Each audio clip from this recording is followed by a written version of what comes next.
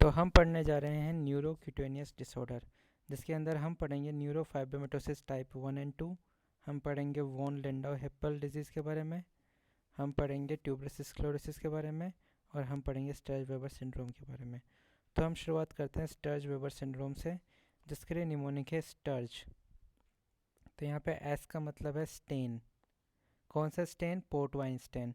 इसका दूसरा नाम क्या होता है? नीवस फ्लैमेंस होता है।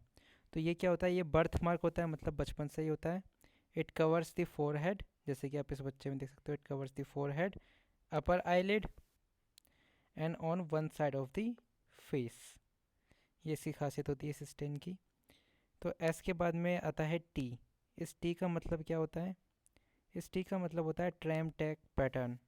ट्रैम-टैक पैटर्न या ट्रैम-टैक कैल्सिफिकेशन। तो ये क्या होता है? एमआरआई में देखने को मिलता है हमको, कुछ इस तरीके का ये देखने को मिलता है कैल्सिफिकेशन, या फिर कुछ इस तरीके से देखने को मिलता है। तो ये हो गया ट्रैम ट्रैक पैटर्न। उसके बाद में आता है यू। यू का मतलब क्या होता है? Unilateral weakness. तो देखो यू में दिखाता हूँ यहाँ पे। एक्चुअली क्या होता है, इसके अंदर लेप्टोमेनेंजियल एंजियोमा होता है, जिसके कारण क्या होता है, जो vascular malformation in the meninges देखने को मिलता है, जिससे ब्रेन के अंदर इस्कीमिया होता है। इससे ब्रेन के अंदर बहुत सारी दिक्कत होती है। पहली बात तो ये कि हेमीप्लेजिया होता है on the side that is opposite to port wine stain. ये ध्यान रखना है, opposite to port wine stain. इसके अलावा आर से रिटार्डेशन हो गया, ई से हो गया हमारा एपिलेप्सी। और बात करते हैं जी से। तो जी से क्या बचा? जी से एक ओकुलर मैनिफेस्टेशन होती है, इसे कहते हैं हम ग्लोकोमा। ठीक है, ओकुलर मैनिफेस्टेशन मोस्ट इंपॉर्टेंट क्या है? ये ग्लोकोमा है।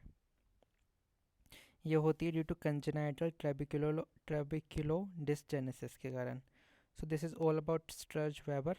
अब हम बात करते हैं न्यूरोफाइब्रोमेटोसिस टाइप 1 और 17 जीन होता है। सॉरी, NF1 जीन होता है जो कि क्रोमोसोम 17 पे होता है, जो कि म्यूटेट होता है, जिसके कारण ये होता है। इसका दूसरा नाम क्या है? वॉन रैक लिंग हाउजन सिंड्रोम। टाइप 1 का दूसरा नाम क्या है? वॉन रैक लिंग हाउजन सिंड्रोम है। तो इसके लिए हमें निमोनिक याद रखना है, कैफे स्पोर्ट। सो सी से हो गया सबसे पहले कैफो और लेट स्पॉट। इनकी खासियत क्या होती है? They appear on the back. ये देखो बैक पे दिख रहे हैं। और ये कहाँ कब देखने को मिलता है? फर्स्ट ईयर ऑफ लाइफ के अंदर देखने को मिल जाते हैं। तो इस तरह के होते हैं ये कैफे और लेट स्पॉट। अब बात करते हैं ए से याद रखना है हमें एक्सिलरी फ्रेकल्स। एफ एफ से याद रखना है फाइब्रोमा। कौन से फाइब्रोमा? न्यूरोफाइब्रोमा। ई से बात करते हैं आई प्रॉब्लम। तो आई प्रॉब्लम क्या होती है? लिश नोड्यूल होती है। They appear by the age of 6 and don't cause any vision problem. लेकिन ये लिश नोड्यूल कैसे दिखते हैं? कुछ इस तरीके से आपको दिखते हैं लिश नोड्यूल। इसके बाद में कैफे स्पॉट, SPOT। तो एस हो गया स्कोलियोसिस, पी से हो गया आपका फियोक्रोमोसाइटोमा, और OT से याद हो गया ऑप्टिक नर्व ग्लायोमा, याद रखना है। अब बात करते हैं न्यूरोफाइब्रोमेटोसिस टाइप 2 की बात। तो ये जो होता है, it is limited to CNS। Skin manifestations are less common. तो इसके लिए हमें निमोनिक याद रखना पड़ेगा, मिस मी कैट। इसका मतलब क्या हुआ? Multiple inherited श्वानोमा।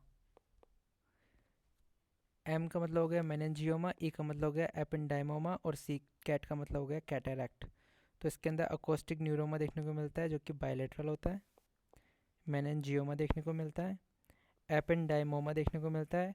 एपेंडाइमोमा बनता है एपेंडाइमल सेल्स से, किसकी? वेंट्रिकल की। So it can compress near by ventricle and obstruct CSF flow, so it can lead to obstructive hydrocephalus। I problem के अंदर बात करो तो कैटेरैक्ट की हमने बात कर ही ली है। अब बात करते हैं वॉन हिप्पल लिंडाउ डिजीज़ की। तो VHL के अंदर 3 अक्षर आते हैं, तो ये क्रोमोसोम 3 के अंदर होता है। शॉर्ट आर्म 3P, वो इसके अंदर प्रभावित होती है। इसके लिए निमोनिक है कारपीप। C cerebral hemangioma. A angioma. R R से याद हो गया RCC, जो कि अपीयर होता है बायलेटरली। पी से हो गया फियोक्रोमोसाइटोमा, ई से हो गया एपिडिडाइमल नोड्यूल ट्यूमर, ई से हो गया एंडोलिम्फेटिक सेक ट्यूमर, और पी से लास्ट का बचा पैनक्रिएटिक सिस्ट। अब हमारा लास्ट बचा है ट्यूबरस स्क्लेरोसिस, जिसके लिए हमें निमोनिक याद रखना है ऐश लीफ। ठीक है, ट्यूबरस स्क्लेरोसिस होता है क्यों? क्योंकि ट्यूबरस स्क्लेरोसिस TSC1 या TSC2 जीन के अंदर वो होता है म्यूटेशन। इससे क्या होता है, बिनाइन ट्यूमर बनते हैं जिन्हें हामाटोमा कहते हैं, पूरी बॉडी के अंदर बनते हैं। तो इसका निमोनिक क्या है? ये ऐश लीफ। तो स्टार्ट करते हैं। ए ऐश लीफ स्पॉट, ये कुछ इस तरीके का देखने को मिलता है। फिर एस से हो गया शैग्रीन पैच, जो कि लोअर बैक पे देखने को मिलते हैं, ये कुछ इस तरीके का दिखता है आपको, और इस तरीके का दिखता है। अब बचा एच से आपको याद रखना है हर्ट रेब्डोमायोमा। अब आता है एल से याद रखना है लंग्स के अंदर क्या होता है, लिम्फ एनजियो लियोमायोमेटोसिस, मतलब नॉर्मल लंग टिश्यू जो होता है वो सिस्ट से रिप्लेस हो जाता है।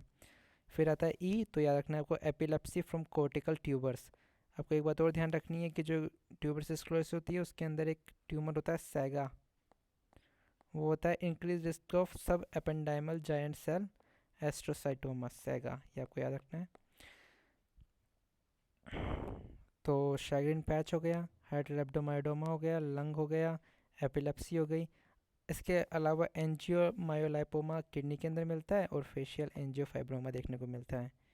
ये इस तरीके से देख सकते हो क्या, किडनी के अंदर एंजियोमायोलाइपोमा मिलता है और एंजियोफाइब्रोमा देखने को मिलता है फेस के अंदर। तो बस यही इंपॉर्टेंट है।